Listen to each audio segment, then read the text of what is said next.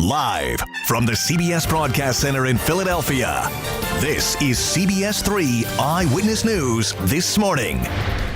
All right, we are getting ready for a third bout with winter. This is a live look from Bethlehem this morning. Coming up, just how much snow we're expecting as we wrap up the weekend and begin another work week. Plus, baseball superstar Bryce Harper is officially introduced as a member of the Philadelphia Phillies. Straight ahead, hear how the massive 13-year, $330 million deal came together. And how about a taste of spring? I could sure use this. You can find it at the Pennsylvania Convention Center right now. This is a live look at the Philadelphia Flower Show. We're going to take you there for a peek inside of what you can see this year. Today is Sunday, March 3rd. Good morning, everyone. I'm Jan Carabeo, but first we got to check that forecast. Here's meteorologist Chelsea Ingram with Eyewitness Weather. Good Sunday morning, Chelsea. Good morning. Still quiet, at least for now. It is. So if there's anything that you need to get done this morning during the late morning, early afternoon, that is the time, because during the latter part of the afternoon and evening, that's when the weather situation is going to be going downhill. We're talking reduced visibility, the potential even this evening for some heavy snow. So let's get right to it. We'll show you first a look at temperatures right now. We're in the 30s, 38 degrees in Philly. It's right around 36 in Wilmington. We're at 32 degrees in Millville. We're also in the 30s down the shore and right around 27 degrees up in the Poconos. We'll see the temperature trending into the lower 40s later on this afternoon. So you can imagine with temperatures like that and we have moisture moving in, it's going to start out in the form of rain, and then we'll see a transition as colder air moves in to that snow. Now, there will be some locations north and west that see all snow the entire time. Looking at storm scan, zooming out to the west, that system, the actual center of low pressure, which is in and around the Missouri area, scoops by to our south, which allows us to actually draw in colder air. So we have winter storm warnings that are in place. They go into effect starting at 3 o'clock this afternoon. That's for all the areas in pink. So from really Philadelphia, the surrounding burbs, all the way up toward the Poconos, this is impacting a lot of people. Here's what you can expect today. We're dry this morning, but the clouds will thicken up throughout the morning. High temperatures in the lower 40s, and then we'll see the precipitation beginning to arrive between 2 and 6 p.m. We'll talk about what happens after that and how much snow you can expect in your neighborhood. That's coming up in just a few minutes. Jan. All right, we'll get back to you. Thank you, Chelsea. 8:02 now, and new this morning. A car has plunged into Wissahickon Creek in Philadelphia. Police say a 43-year-old man was behind the wheel on Lincoln Drive when his car crashed through a fence there and plummeted about 30 feet. Fortunately, he is in stable condition and no one else was in that car. The cause of the crash is now under investigation. A street corner in northeast Philadelphia is a crime scene today after a man was shot there early this morning. Bullet casings littered the intersection of Frankfort and Princeton Avenues. That man is now in critical condition after being shot 5 times. So far, no arrests and no motive. Philadelphia police are looking for at least 2 people who broke into a house in Port Richmond. The home invasion happened early this morning on the 3600 block of Richmond Street. Investigators say the burglars broke in and then attacked the homeowner there, but police tell us that homeowner is okay. Bryce Harper is quickly adopting Philadelphia as his hometown, and Philadelphia is quickly becoming the city that loves him right back. The newest Philly met with reporters in Clearwater, Florida yesterday after signing the biggest deal in baseball history. Eyewitness News reporter Dan Koob was there. So Bryce Harper, finally a Philly. Took forever, right? Maybe not. Owner John Middleton telling me they didn't make an honest offer to the right fielder until last Sunday, which means a deal actually came together a lot sooner than you may realize. It was 4 days. It was last Sunday afternoon to Thursday afternoon. Everything up until last Sunday afternoon were discussions. Harper has hit more home runs at Citizens Bank Park than any other visiting ballpark in his time as a National. Now, with him in tow, the right fielder will clear fences and mend them with Phillies fans. I just feel good there. I think I've just be able to go in there and, be able to feel good somewhere. Being able to, feel like I can prove myself every single day in that ballpark, and being able to play in front of a fan base that booed me each and every day was also a little bit of an edge as well. So you forgive them? Oh, absolutely, each and every day. The signing represents the deliverance of a promise from John Middleton to spend stupid money, secured by General Manager Matt Klentak. It's been really from start to finish this offseason. It's been it's been busy. There's been a lot going on, really, from the very beginning to now. But that was all done in an effort to improve this team where we felt we had weaknesses. Look, it was just designed to try to tell everybody, our players, our fans, the organization, it's time to be aggressive. It's time to take the next step. And I wanted to push, and Matt pushed. I asked Harper about his connection to the city of Philadelphia, and he said it's by far the greatest sports city in the country. He wouldn't go as far as to say he guarantees a World Series, but he says he looks forward to the day where he can ride in a boat or a float down the middle of Broad Street. In Clearwater Beach, Dan Koob, CBS 3 Eyewitness News. Listen, clearly we're going to give him whatever he wants to ride down Broad Street if he brings that to us. And if you missed the Bryce Harper news conference yesterday, or you just want to watch it again, just go right on over to our website. See it anytime at cbsphilly.com. Well, are you looking for some relief from this winter weather? The Philadelphia Flower Show is in bloom at the Pennsylvania Convention Center. They got you covered. That's where Eyewitness News reporter Crystal Cranmore joins us live this morning with a celebration of flower power. Crystal, good morning. Good morning, Jan. Well, doors just opened about 5 minutes ago. Let me step out of the way so you can get a good look at some of the people flooding in at this point. Now, if it's anything like yesterday, this place will be packed with people moving from exhibit to exhibit, trying to get selfies and pictures of some of those displays. Now, let's show you some video of a few of the exhibits. There are 58 exhibitors at this year's flower show. More than 250,000 people come each year from across the country.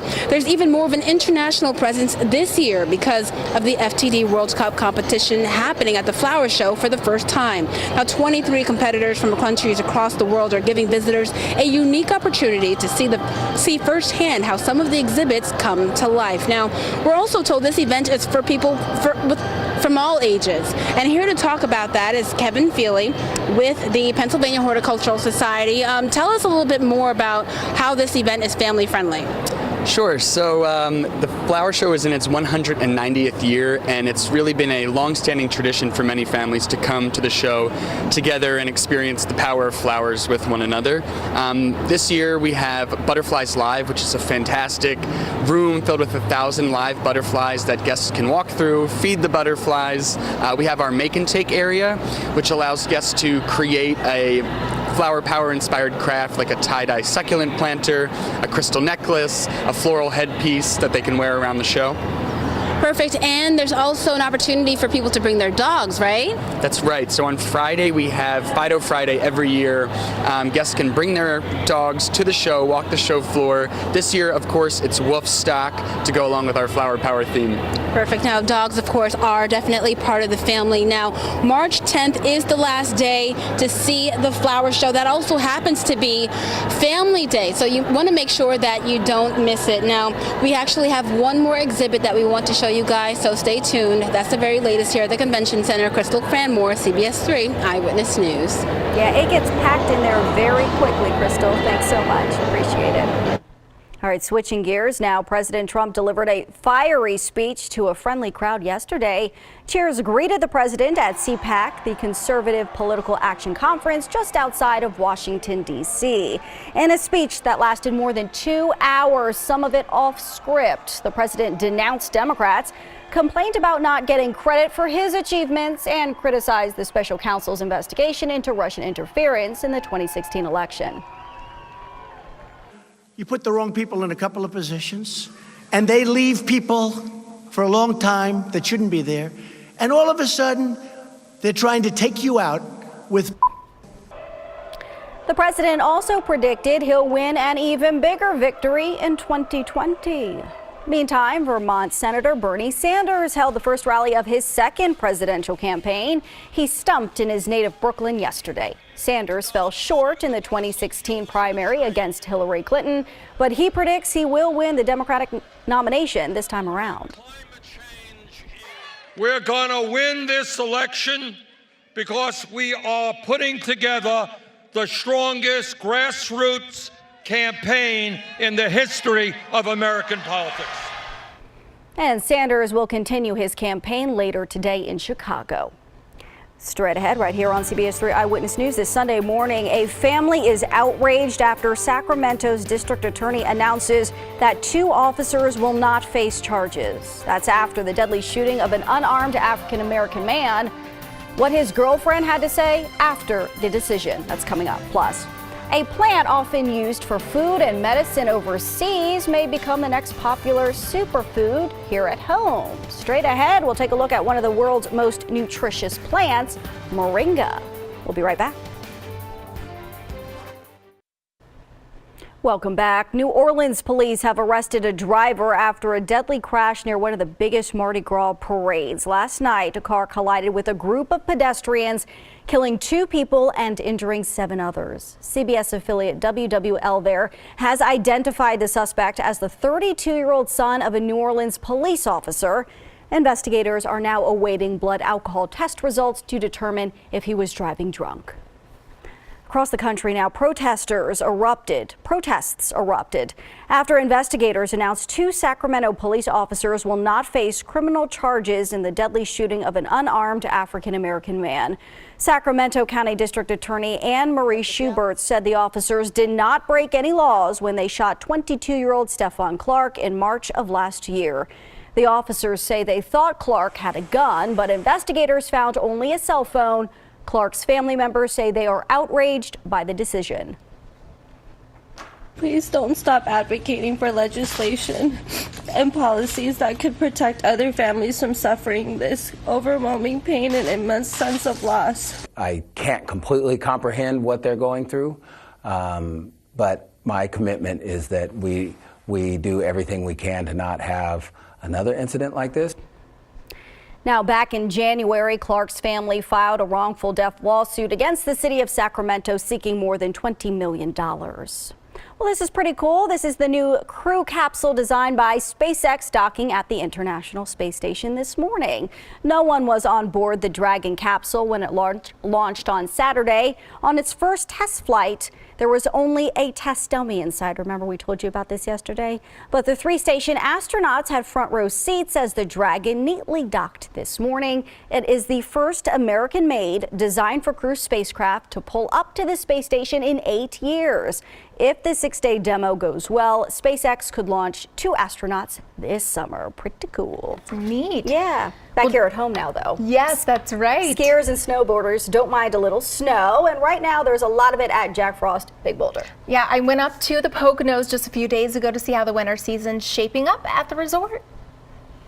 We're here at Jack Frost Big Boulder. I'm joined by the general manager. So all the trails are open. You've had some good ski weather as of late. What can we expect in the coming month or so? Actually, it's looking pretty good. Looking ahead, the average is in the upper 30s to like 40. We are quite a bit below normal. And looking out through next week, looks like it's going to be low 30s and the 20s at night. If it drops down below 32, our hills groom out perfectly. Perfect. So, and it's, should be continued good conditions through the month is what we're hoping. Okay, so through March, you guys stay open in April as well? Generally, we run Jack Frost through the end of March. And then if the weather's good, we'll keep Big Boulder up on Friday, Saturday, and Sundays as far as we can. We've already run till April 15th. Okay, and I heard something about May Day up here. Right. And depending on how Mother Nature treats us in the spring, over on the Big Boulder slope, we have a tremendous amount of snow. We build that up for our jump line, and if it's there in May, we have a rail event, and we open and have a May Day. Some years we were able to have lift service for the day, and other years you had to hike up and do it. So we have to play it by ear and see how April goes, and if we can make it to May with some snow, we'll have it again. Let's just hope Mother Nature will suffice, right? Sure. All right, thank you so much. Sure. Yeah, this next snowstorm is going to help business there even more. Yes, I was going to say they got some fresh powder yesterday. They're going to get more fresh powder later on today and tonight. So great conditions for skiers and for the resort. And my husband's actually going up there today, so he should have a lot of fun. All right, let's take you to a look at Storm Scan 3. We are quiet here across the Delaware and Lehigh valleys. I am, however, seeing down to our south and west and along the Maryland-Pennsylvania line 9. Around the Camp David area, I'm seeing some observations of snow reaching the ground. Otherwise, what you're seeing close by, that's not reaching the ground just yet. I'll zoom out, show you the wider picture. You can see the actual system that's going to be impacting us and sliding just to our south, the actual center of low pressure out here that slides down just to our south. And because of the location of the low, it's going to allow us to pull in some chillier air, which will bring us that changeover to snowfall later on this evening. So showing you a different model here as we head into the 2-3 o'clock hour. That's really when we expect to see the onset of precipitation, likely in the form of rain to start, simply because temperatures are going to be in the 40s. But by 6-7 o'clock in the evening, we pull in that cold air with the system sliding by down to our south, and we get that changeover to snow along I-95, points north and west. And that snow is going to come down at a pretty heavy clip at times, perhaps even an inch per hour with some of those snowfall rates. The rain snow line pushes a little bit more to the north as we head into the 10 o'clock hour tonight. We're still getting quite a bit of snow into the Lehigh Valley and the Poconos, though. And then we'll start to see things tapering off by tomorrow morning, mainly to snow showers. And then we clear and dry on out by the afternoon. So this event really isn't going to last all that long, but it will certainly cause quite a bit in the way of issues for folks who are hoping to be on the road later on this evening. By the way, that is not a good idea. Here's your chance for precipitation. Look how it goes up as we head into the afternoon and evening. So a good chunk of this map here is going to be, or of this table here, I should say, will be when we're getting some of the bulk of the impacts, if you will. We have winter storm warnings in place in and around Philadelphia, all the way up into the Poconos. Winter weather advisories in Cumberland County and Atlantic County there in South Jersey. These go into effect starting at 3 o'clock this afternoon, lasting through 7 o'clock tomorrow morning. As far as snowfall amounts, I'm hedging my bets right around 4 inches in Philadelphia County. You go north and west, we have higher amounts, 4 to 8 inches, and then south and east 2 to 4, with around a coating to 2 for areas in the white, including places like Atlantic City and even Dover. But remember, the more mixing you get, the lower those totals are going to be. So on the roads, evening, tomorrow morning, things are not going to be fantastic. We'll likely even tomorrow morning have snow-covered roads, especially areas that have been untreated. So that could potentially mean some delays or maybe even some closings. So make sure you continue to keep it right here on CBS 3 Eyewitness News for those details. It's 38 right now in Philly, 36 in Wilmington, 33 in Allentown. We're in the 20s in the Poconos. Looking at a high temperature around 41 degrees today. Afternoon rain and snow developing, and then it's going to continue as we head into the overnight. Looking at your Eyewitness weather 7-day forecast, the big chill moves on in by Tuesday, 31 degrees. It's blustery, and Wednesday, March, and 27 for the high temperature. That should be a low temperature. You know what I'm saying? That should be outlawed. Yeah, it should. In March. All right, Chelsea, thank you. 8:19, stay ahead of the storm with the CBS 3 mobile weather app. There you will find the latest track for this winter storm, as well as current conditions and live radar. Of course, it's available from the Apple and Google Marketplace. Download it for free now. There's a new superfood hitting the market. As health reporter Stephanie Stahl explains, it comes from a tree that's native to India and has been used as food and medicine for centuries overseas. If you haven't heard of tea made with moringa, you probably will soon. This is going to grow into a big tree. Experts say moringa is a true superfood, one of the world's most nutritious plants. People who don't know and ask, when I explain it to them, they're like, yes, I need this. Moringa, a proven anti-inflammatory, has high levels of protein and contains a variety of vitamins and minerals. My research has really been also on some of the medicinal aspects, particularly for treating diseases related to chronic inflammation. Carrie Waterman is working with researchers on a moringa project in East Africa. The hardy plant thrives in challenging environments and may be a tool to combat global hunger. The team is helping residents in Kenya grow their own plots. To number one, have it as a food security crop within their compound and then sell to local markets and then potentially to export markets. Kuli Kuli Food sells moringa powder, nutritional bars, and smoothies. Company founder Lisa Curtis first encountered moringa as a Peace Corps volunteer in Niger. I did a little research and I was like, this plant is incredible. Why aren't more people eating it? Economic empowerment is a key ingredient in her company's mission. It partners with small farmers in 11 countries, including this widowed mother who was fighting for survival in West Africa. She ended up starting a moringa business. She now employs 122 women. Moringa's nutritional values depend on which part of the plant is used and whether it is fresh or dried. And we are told the entire plant is edible. I'm Stephanie Stahl, CBS 3 Eyewitness News. And straight ahead on Eyewitness News this Sunday morning, quitting a job to live out your dream is a bold move, and a local woman is proving it can be done successfully at any age. Straight ahead, meet the local designer making her mark on the fashion world. We'll be right back. Welcome back. A local designer's passion for fashion led her all the way to the red carpet at this year's Grammys. Eyewitness News reporter Victoria Woodall explains how the designer walked away from her job to pursue her dream. In a sun-drenched studio overlooking the Benjamin Franklin Parkway, freestyle fashion designer Nancy Volpe Beringer takes the tips of her neon nails and gives life to all that lies on her cutting table. It's stuck in here, and I just have to create it. So I either create the textiles or I see fabric and I get inspired by it. And then I drape it and I play around with it. And it's kind of like this journey. Started out it was going to be a pant, but it turned into a sleeve. Her journey into the fashion industry started at age 59, when her son's career in music had her listening a little closer to her own heart.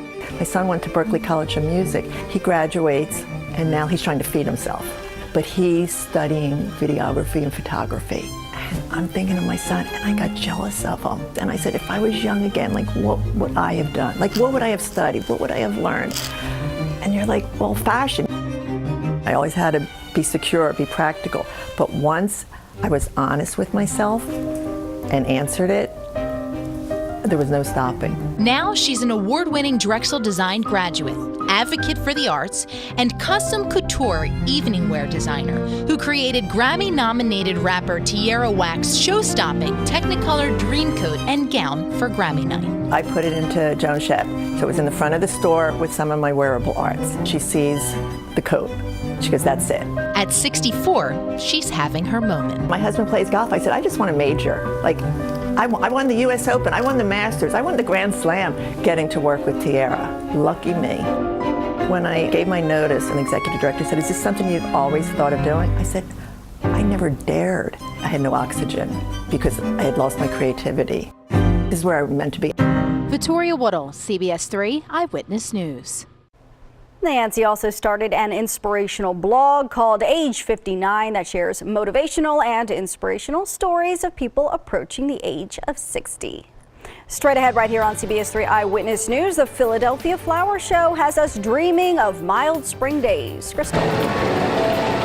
Well, experts say plants can see, smell, and feel. Coming up, we'll show you an exhibit that gives plants a voice and visitors a chance to interact with them. But winter isn't quite finished with us just yet. We are tracking a winter storm that's expected to bring rain and snow to our region. Meteorologist Chelsea Ingram will tell us when we start to feel those impacts. Coming up after the break. Live from the CBS Broadcast Center in Philadelphia, this is CBS 3 Eyewitness News this morning. Today is Sunday, March 3rd. Good morning, everyone. I'm Jan Carabeo. Let's start you off now with a look at the forecast. Here's meteorologist Chelsea Ingram with Eyewitness Weather. Hi, Chelsea. Jan, good morning, and good morning to you at home. So yes, we're tracking more wintry weather. In fact, this is going to be round 3 that we've dealt with in just a matter of a few days. Let's take you right now to a look at temperatures. We're in the 30s right now. We'll see our numbers warming up into the lower 40s as we head into the afternoon. Looking at storm scan. Yeah, there's not a whole lot going on in and around our neighborhood just yet, but out to the west, that's where we find our system brewing, and it's going to be slipping by just to our south. What does that mean? Well, that means some colder air is going to be allowed to filter on in, and that's why many locations, if they don't start out as snow, will end up transitioning over to snow, and it'll come down heavy at times, especially north and west of I-95. So we have a winter storm warning in place for the areas in pink, including Philadelphia, and a winter weather advisory for places like Cumberland and Atlantic counties there in South Jersey.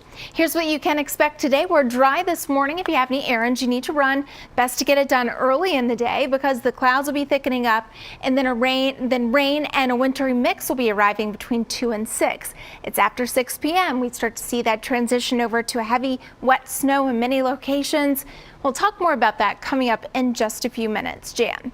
Elsie, thank you. 8:31 now. Bryce Harper says he wants to help get the Phillies another World Series trophy. We hope that's the case. The Philly fanatic greeted the team's new right fielder yesterday afternoon in Clearwater, Florida. And then Harper put on the new pinstripes there, switching his Washington Nationals number 34 to number 3.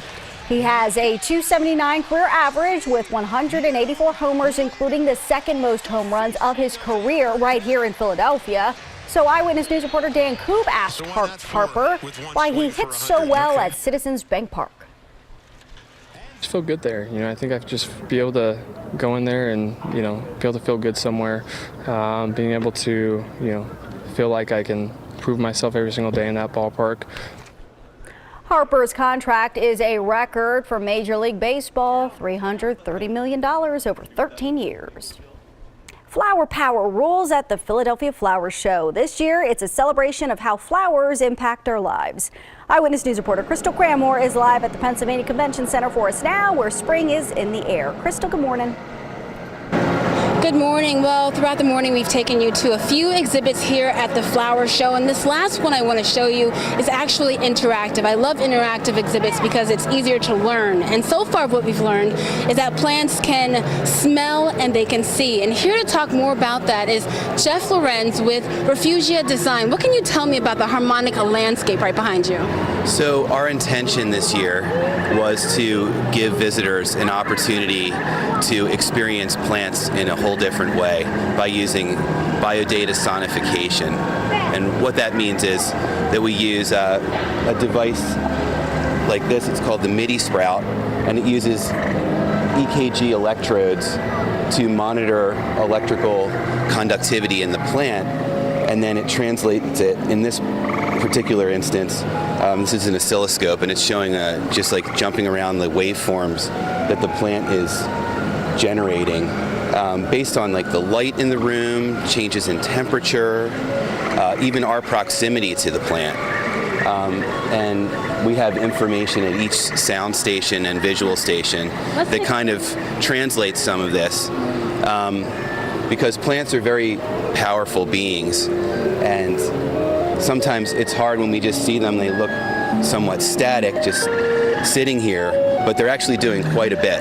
They're always trying to attract pollinators to them. So plants can actually, in their own way, hear. And so maybe a bumblebee is close by one of these flowers. The flowers can actually like sense wing beats, and they can sweeten their nectar to tell the bee, come over to me and browse me. Are you getting more kids or adults interested in this exhibit? Both, equal. It's been really fun. We've actually also been able to like hide some kind of fun stuff in here to get the kids' attention. Like we're using these little transducers, which are speakers that they're called exciters. They shake when you put them on an acoustic surface. So we have the sound of a gray tree frog here. Wow, this is pretty neat. And again, good luck to you in the show. Thank you so much. The Flower Show ends March 10th. Again, doors just opened within the last 30 minutes or so, and it's already getting packed. You won't want to miss it. That's the very latest here at the Convention Center. Crystal Cranmore, CBS 3 Eyewitness News. That's one unique display, Crystal. Thanks so much. Appreciate it. In other news now, some passengers at Newark Liberty International Airport had to find another flight yesterday after a plane struck another plane on the tarmac. This happened around 7 o'clock Saturday morning. Officials say a Southwest flight headed for Florida collided with the tail fin of another Southwest jet.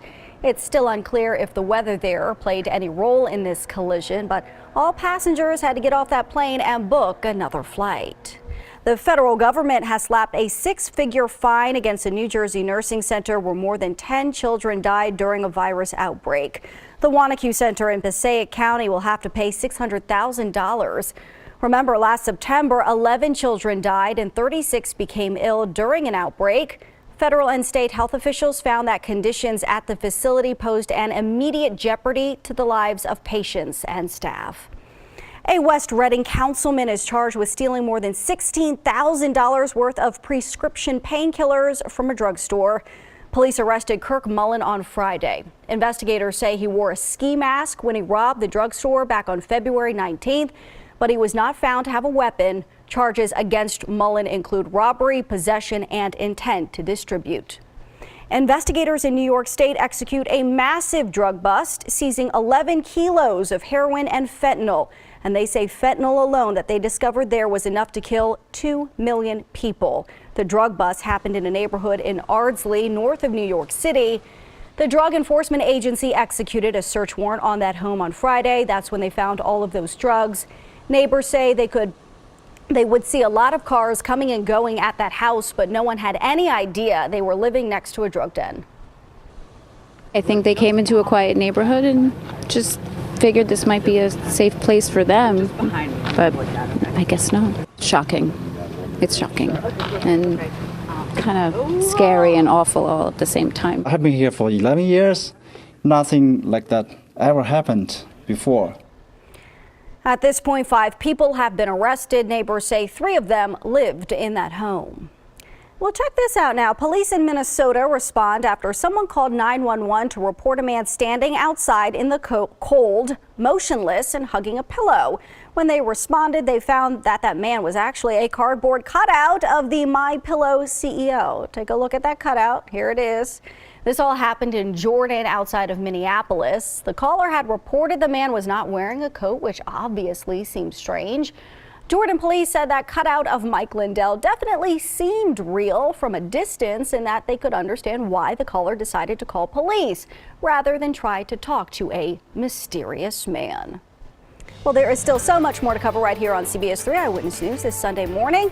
And coming up next, we go live to Washington for a preview of what's ahead on CBS's Face the Nation. Stay with us.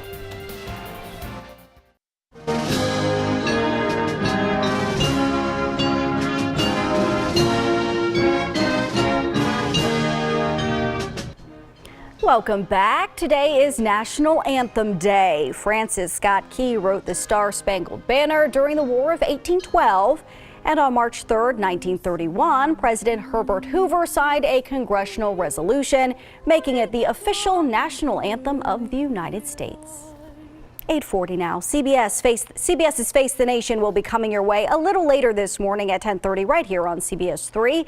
And joining us now with a preview live in Washington is Face the Nation moderator and CBS News senior foreign affairs correspondent Margaret Brennan. Margaret, good morning. Good morning to you, Jan. It has been an incredible week for the president, and we will break down exactly why those diplomatic talks in Hanoi failed to provide any kind of breakthrough to end the standoff with North Korea, whose threat to the U.S. continues to grow as it develops nuclear fuel. We spoke to the president's national security advisor, Ambassador John Bolton, about that. And we will look at that explosive testimony from Michael Cohen, the president's longtime personal attorney, by bringing into the conversation the man leading those hearings, the House Intelligence Committee chairman, California Democratic Congressman Adam Schiff. We'll look at what's next when it comes to those investigations. And we'll speak to Alabama Democrat Senator Doug Jones. He's the author of a new book called Bending Towards Justice. All right, Margaret, a lot to get to. We will see you at 10:30. Thank you. Well, Fat Tuesday is still ahead of us, but in Louisiana, Mardi Gras parties are already underway. The carnival atmosphere has taken over the streets of New Orleans, where visitors from around the world have already arrived. While parades have been ongoing since January, the first weekend of March is always the unofficial kickoff for this celebration. Straight ahead right here on CBS 3 Eyewitness News this Sunday morning. A 24-year-old rapper from North Philadelphia is getting some national attention. And that's because the message he offers to young people through his music. Straight ahead, how he encourages young people struggling with tough circumstances. Plus, students put their skills to work to create eye-catching and colorful artwork. See how the art is inspiring young minds halfway across the world. We'll have this story in Brotherly Love. We'll be right back. Welcome back. A young man from North Philadelphia is making a major splash in the rap industry. As Eyewitness News reporter Shantae Lange shows us, the message behind his lyrics is now catching the eyes and ears of some of the biggest music moguls in the entire game. I said I'm feeling like Rakim. I'm thinking of a master plan, because all I see is death in the streets that I be stepping in. He's got the flow, but it's his words that gained this young up-and-coming North Philadelphia rapper national attention. Everybody in my city, they got their own craft with their art, music-wise, and I'm all the way left. 24-year-old Quadir Johnson, whose stage name is LGP Qua, aka the voice of the youth, was given the title for his lyrical style as a conscious rapper. Nobody was talking how I was talking. I just came onto the scene, who this young boy talking, speaking what he's speaking. Often giving inner city youth encouragement despite difficult socioeconomic circumstances. His latest single, titled Dear Qua, released this week. Making music videos is a complete change because less than 2 years ago, Qua spent 18 months in prison, he says, on a weapons charge. It's where he met his father for the first time and started rapping. Everything I talk is all facts, this reality. Bullets flying, bodies dropping, and police brutality. After he got out, this rap song in November of 2017 during Meek Mill's imprisonment on a parole violation went viral, helping put him on the map, catching the eyes of rap legends like Snoop Dogg and Nas, and eventually landing him on a collaboration song with high-profile lyricist Will.i.am. What was that like, working with Will.i.am? Amazing. He got a different type of mindset when it comes to this music. It's not just the enlightened lyrics that LGP Qua is respected for, it's his generous heart towards his own community.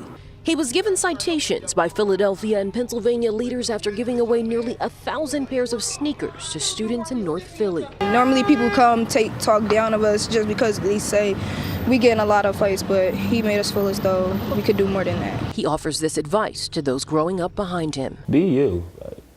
Be different. Stand out. Don't be like the crowd. In Philadelphia, Shantae Lange, CBS 3 Eyewitness News. CBS Sunday Morning is coming up at 9 o'clock right after Eyewitness News. And joining us now for a preview is CBS Sunday Morning host Jane Pauley. Good morning, Jane. And good morning, Jan. Well, seems like everywhere you turn, someone's got a documentary. That's our cover story this morning. I'll be talking with actress Julianne Moore. Martha Teichner takes us to the very tasty World Championship of Cheese. Plus, Mo Rocca, Steve Hartman, commentary from David Sedaris, and more. Sunday morning coming right up. We'll see you soon. Yeah, we will see you in a couple of minutes. Thanks, Jane. Well, Alaska's famous Iditarod trail sled dog race is kicking off this weekend. 52 mushers and their teams of dogs traveled 11 miles beginning in Anchorage yesterday. And today they will begin a timed race that spans almost 1,000 miles. The course takes them through mountains, over a frozen river, and through the quiet countryside. Competitors usually take about 9 days to complete the race. The winner will receive about $500,000. Mush, mush, mush. They deserve every penny, okay? That's tough. Yes, that's some hard work there. I know. Your forecast, hard work too, right? You've been busy over the last couple of days, very Chelsea. busy. It seems like the month of March, here it is, and it's coming in with several opportunities for snow already. And here is our next one that's going to be arriving later on this afternoon and evening. We have weather watchers checking in with temperatures that are in the 30s. You can see William and Levittown at 38. We have Cary and Mount Laurel at 38. Lou and Eagleville right around 35 degrees. Couple of pictures, and as well Ed and Chesterfield showing calm conditions. This flag hardly blowing at all, and we're not going to deal with much wind throughout the day today.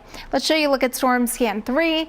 We're pretty quiet across the Delaware and Lehigh valleys. You notice, though, out to the south and west, a little white starting to show up along the Maryland-Pennsylvania line. A lot of that isn't quite yet hitting the ground, but it will soon, and we're going to see those clouds really filling in across the Delaware Valley throughout the morning. Here's the system we're dealing with as we head into the remainder of the week, and the actual center of low pressure is located out here just west of Missouri. That's going to be traveling to the south of us, and when that happens, we're able to pull in some colder air from the north, and that's what's going to allow a lot of us to change over from rain to perhaps some snow and heavy at times. Looking at future weather. Later on this afternoon, between about 2 and 6 p.m. That's the expected onset of precipitation. High temperatures are forecast to make it into the lower 40s. So as the moisture moves in, it's my expectation it starts as rain along the I-95 corridor and for points south and east. However, later on in the evening, we start to pull in some of that colder air. We'll see that change over to snow taking place. And as I mentioned, it will come down at a heavy clip. In fact, it's close to 1 inch per hour in some spots, so that will really cause a reduced visibility and dangerous travel conditions on the roadways. So it's a good idea to get all your plans and errands done early in the day so you don't have to worry about that. As we fast forward in time through the 10, 11 o'clock hour, that rain-snow line creeps a little bit closer to the I-95 corridor. We'll get some sleet possibly mixing in with that snow, meanwhile dealing with rain to areas south and east.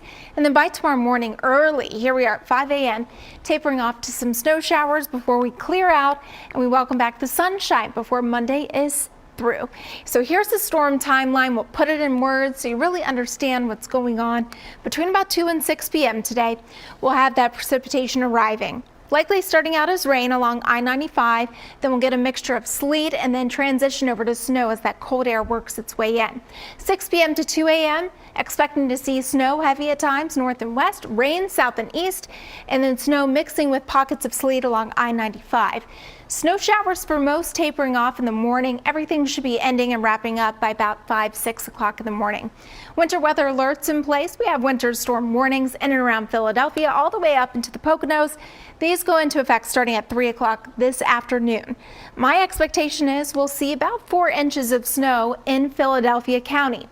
Points north and west, a little bit more, 4 to 8, maybe even locally up to 9 or 10. South and east, a little bit less, anywhere from 2 to 4 inches for places like, say, Millville, and even Wilmington included in that, and then a coating to 2 for places like Dover, Atlantic City, and portions of Cumberland County.